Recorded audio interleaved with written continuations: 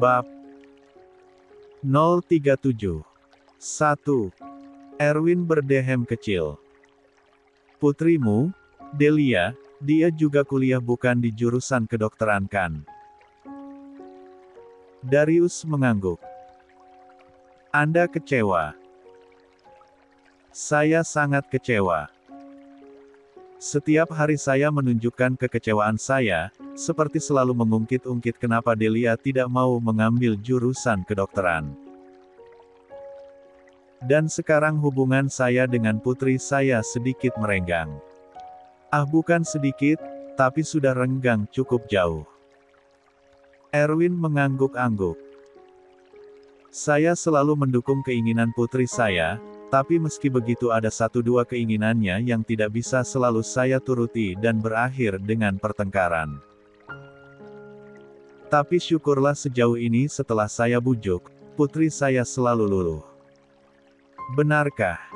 Bagaimana caranya? Darius pikir Erwin dan putrinya tidak pernah bertengkar karena mereka terlihat sangat dekat. Darius tahu karena putri Erwin sering datang ke rumah sakit membawakan bekal makan siang. Saya belikan hadiah, mengajak makan malam berdua, lalu. Erwin bercerita panjang lebar dan Darius mendengarkan dengan baik-baik. Mungkin ada salah satu cara yang bisa dia gunakan untuk membujuk putrinya supaya hubungan mereka sedikit lebih baik. Sekarang, Adrian dan Darrell berhenti sejenak di tepi jalan untuk membeli minuman sebelum melanjutkan perjalanan mencari Delia. Nih, Darrell melempar sebotol air mineral pada Adrian. Adrian mengangkat tangan dan menangkapnya di udara. Kini mereka bersandar pada mobil dengan air mineral dan sekaleng soda di tangan mereka masing-masing. Sebenarnya sudah waktunya makan siang, tapi mereka belum lapar. Lebih tepatnya tidak nafsu makan sebelum mengetahui keberadaan Delia. Delia bikin story lagi. Darrell menunjukkan ponselnya pada Adrian. Story wa Delia upload foto hasil desain-desainnya di buku sketchbook dengan caption. A design, a story, and the beginning of something great. Sebuah desain, sebuah kisah, dan awal dari karya besar. Lalu foto kedua Delia upload selfie di samping manekin sebuah gaun pengantin berwarna soft blue yang sangat indah. A new chapter, a new story, and a new me. Lembar baru, kisah baru, dan aku yang baru. Adrian dan Darrell mengamati foto-foto cukup lama sambil mencoba mengartikan maksud Delia melalui 2. Foto-foto itu. Dia baik-baik saja, lirih Darrell. Mana mungkin, bantah Adrian dengan cepat. Delia nggak pernah jauh dari rumah, mana mungkin dia baik-baik saja tinggal di luar rumah. Senyaman-nyamannya hotel bintang 5 akan lebih nyaman rumah sederhana. Adrian meneguk abis air putih di tangannya. Gue harus menemukan Delia hari ini dan membawanya pulang, putus Adrian dengan tekad bulat. Darrell menarik nafas dalam dan ikut masuk ke dalam mobil. Kali ini Adrian yang menyetir. Oh ya? Adrian mengeluarkan ponsel dan menunjukkan potongan video CCTV pada Darrell. Lo tahu laki-laki ini? Video ini dari CCTV di gerbang. Delia pergi sekitar pukul 2.30 pagi dijemput laki-laki ini. Awalnya gue pikir laki-laki ini Raihan, tapi setelah gue konfirmasi langsung ke orangnya, ternyata, bukan dia. Darrell mengamati video itu lamat-lamat. Mungkin sopir mobil online yang dipesan Delia, sahut Darrell. Bisa jadi Tapik merasa Delia kenal dengan laki-laki ini. Darrell sekali lagi mengamati interaksi mereka. Dilihat sekilas dari gestur tubuh mereka, tidak terlihat canggung. Delia juga langsung duduk di kursi depan samping sopir, seakan sudah terbiasa duduk di sana.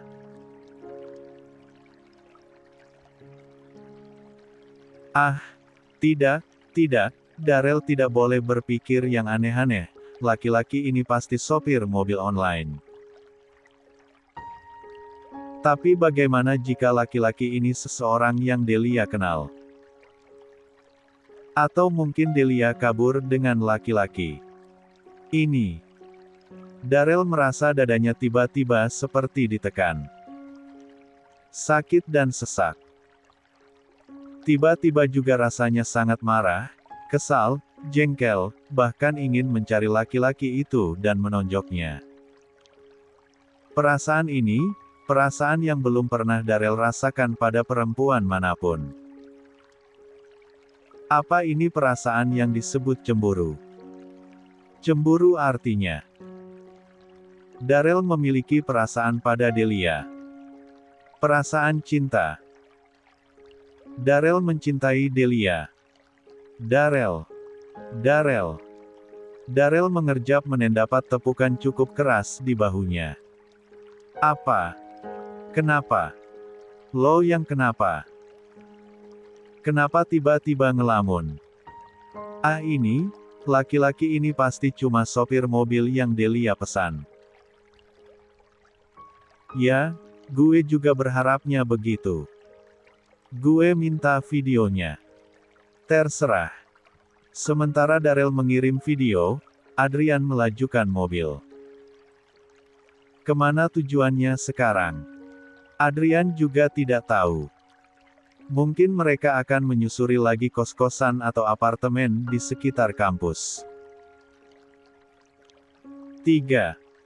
Untuk sementara waktu, Delia tinggal di apartemen milik Adnan yang unitnya tepat berada di depan unit apartemen Samudra. Delia merasa tidak enak karena Adnan harus pindah tinggal seapartemen dengan Samudra. Katanya, tidak ada sekretaris yang lebih berdedikasi daripada saya di dunia ini. Dari bangun tidur sampai sebelum tidur saya selalu ada di sisi Anda 24 jam, Pak Samudra. Samudra hanya responnya dengan tawa. Kamu pasti capek ya? Tanya Delia. Dibilang capek sih enggak, cuma naik aja sih lihat mukanya 24 jam. Samudra terkekeh. Dia teringat dengan ekspresi Adnan saat pertama kali Samudra meminta Adnan tinggal di apartemen depan unit apartemennya ini. Saat itu Adnan sudah sangat kesal. Katanya, waktunya menjadi babu Samudra akan bertambah. Padahal kan Samudra meminta Adnan tinggal di depan apartemennya supaya mereka bisa berangkat ke kantor bersama jadi waktunya lebih efisien. Tapi Adnan merasa jadi babu. Lalu sekarang tiba-tiba mereka seapartemen. Tentu saja Adnan semakin kesal. Tadi pagi sampai siang ini, kuping Samudra panas mendengar ocehan dan protestan Adnan. Pokoknya saya ingin pindah apartemen. Soalnya saya khawatir. Khawatir kenapa? Saya nggak akan nyuruh-nyuruh kamu kok atau jadiin kamu babu. Saya bisa buat kopi sendiri. Bukan, saya khawatir tiba-tiba saya mengambil pisau dan menusuk Anda saat tidur saking kesalnya saya melihat wajah Anda. Samudra mengerutkan dahi. Sekretaris umumnya kan menghormati bosnya, tidak pernah melawan dan tidak pernah protes. Tapi kamu, dikit-dikit protes. Dikit-dikit kesal. Terus hobinya menyindir halus. Tak terhitung berapa kali kamu mi-roasting saya. Mata duitan juga. Setiap disuruh melakukan sesuatu, selalu minta bonus. Dan sekretaris mana yang terang-terangan mengatakan ingin menusuk pisau bosnya? Pokoknya Adnan ini sangat pantas dipecat. Tapi gimana ya, ibaratnya sudah terlanjur nyaman, jadi ya sudahlah. Meskipun banyak protes gitu, Adnan selalu mengerjakan tugasnya dengan sempurna. Nanti saya kasih bonus. Samudra bangkit dari sofa. Oh ya. Delia di butik Mama kan sekarang. Saya mau ke sana. Siapkan pakaian dengan style santai. Yang cocok dengan sepatu sneakers. Tadi katanya tidak akan nyuruh-nyuruh. Kapan saya bilang tidak akan nyuruh-nyuruh kamu? Seketika darah Adnan mendidih. Dengan setengah emosi mengambil vas bunga di meja. Pak, vas bunga ini kalau kena kepala bisa bikin berdarah loh. Samudra tertawa. 4. Delia tidak punya waktu bersedih dan merenungi kepergiannya dari rumah. Waktunya terlalu berharga hanya untuk berlarut-larut dalam kesedihan. Seperti yang sudah dijadwalkan, setiap Sabtu dan Minggu, ia bekerja di butik milik Tante Evalina. Kebetulan hari ini hari Minggu, jadi pagi-pagi sekali dia sudah berangkat ke butik Tante Evalina. Saat ini, ia sedang berdiri di hadapan Miss Brenda, yang tengah mengamati hasil desainnya dengan seksama. Desain-desain kamu selalu menakjubkan seperti biasanya Delia. Tapi saya belum bisa memberikan kamu proyek membuat gaun pengantin sendiri. Iya, Miss, saya mengerti. Saya akan terus belajar sampai saya punya kualifikasi untuk membuat gaun pengantin sendiri. Good, saya suka semangatmu. Sekarang buat gaun sederhana ini dulu. Gaun ini pesanan artis untuk photoshoot. Sekilas memang terlihat sederhana tapi detailnya cukup rumit. Kamu bisa. Saya akan mencobanya. Alis Miss Brenda sedikit terangkat. Mencoba. Kamu pikir ini hanya sekadar latihan? Meskipun hanya untuk photoshoot, gaun ini sangat dinantikan oleh klien. Tidak ada ruang untuk kesalahan. Delia segera memperbaiki ucapannya. Saya mengerti. Saya akan melakukan yang terbaik untuk memastikan gaun ini dibuat dengan sempurna. Itu jawaban yang ingin saya dengar. Miss Brenda tersenyum dan menepuk bahu Delia. Waktu pengerjaannya 3 hari. Kamu bisa memulainya sekarang. Baik, Miss. Delia menerima selembar kertas berisi desain gaun untuk photoshoot itu. Delia duduk di kursi kerjanya dan mengamati desain gaun yang sudah direvisi Miss Brenda. Gaun ini memiliki potongan align yang memberikan kesan anggun dan ringan saat dipakai. Bagian atas dibuat dengan model off-shoulder yang memperlihatkan keindahan bahu pemakainya. Bahannya, menggunakan bahan utama satin silk dengan efek kilau lembut yang akan terlihat indah di bawah pencahayaan photoshoot. Aksen floral aplike berbentuk bunga-bunga kecil dijahit secara manual di bagian rok untuk memberikan efek 3D yang halus. Warna utama gaun adalah campakne gold, memberikan tampilan klasik namun tetap modern. Gaun ini akan memberikan tampilan anggun, mewah. Oke, pertama-tama menyiapkan pola. Delia akan membuat pola dasar sesuai desain. Menggunakan kertas pola, ia menggambar potongan gaun, termasuk bagian off-shoulder, bodice, dan rok align. Memastikan ukuran sesuai dengan standar tubuh model yang akan mengenakannya. Aku pasti bisa, serunya menyemangati dirinya sendiri. Aku pasti bisa. 5. Semangat. Sekitar pukul 7 malam, Regina sampai di rumah. Pekerjaan di klinik ramai seperti biasanya. Meskipun profesinya sebagai dokter kecantikan, di kantor Regina tidak selalu menghandle klien, ada dokter-dokter kecantikan yang sudah dia pekerjakan di klinik.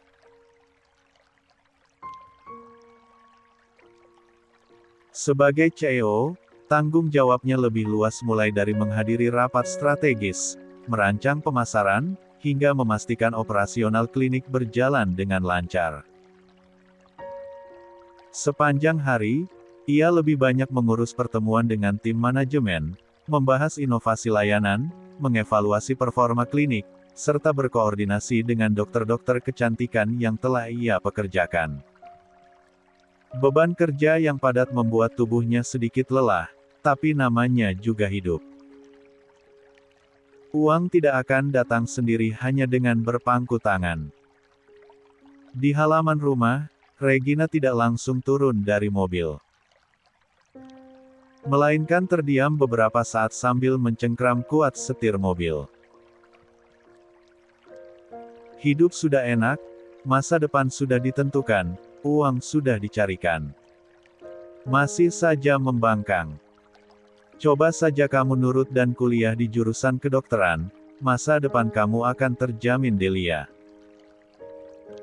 Kamu bisa mewarisi bisnis mama atau menjadi dokter di rumah sakit kakekmu. Sekarang malah sok-sok mau jadi desainer.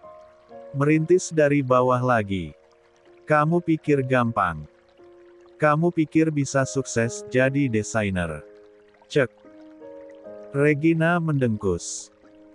Hari ini suasana hatinya lumayan buruk hari ini karena Delia. Anak itu semakin hari semakin susah diatur dan sekarang kabur. Hah. Setelah menghembuskan nafas kasar, Regina masuk ke dalam rumah. Selamat datang, Nyonya, sambut Bi Ayun. Orang rumah sudah pulang.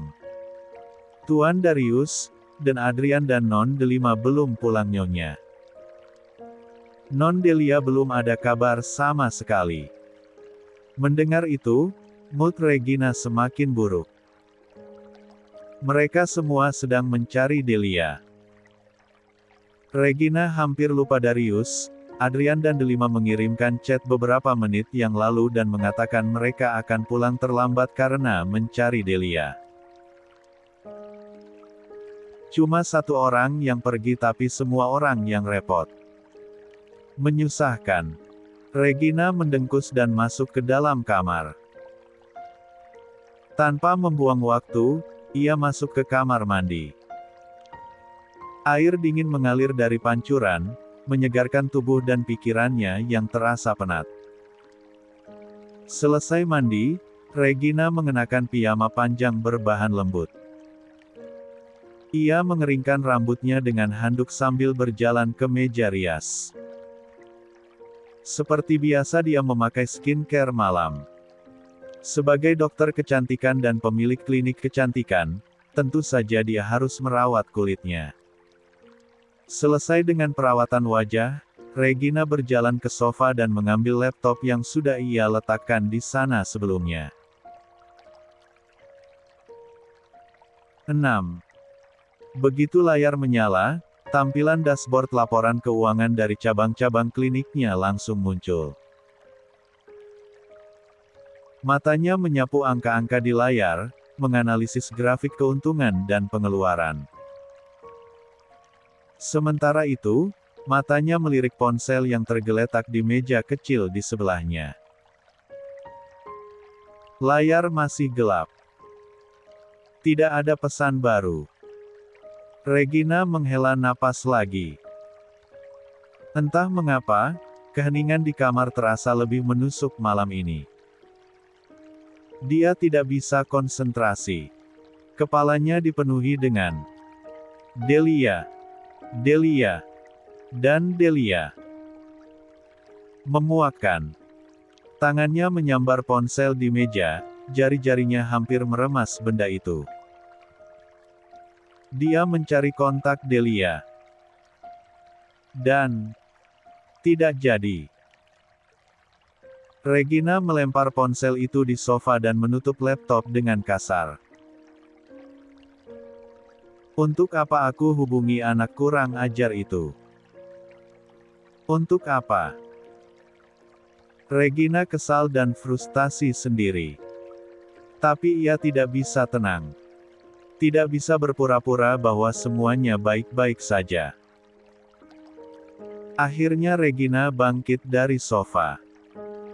Berjalan keluar kamar ingin mencari udara segar tapi, entah bagaimana tiba-tiba kakinya sudah sampai di depan kamar Delia. Regina berdiri di sana, terdiam, menatap pintu itu dengan sorot mata yang sulit diartikan.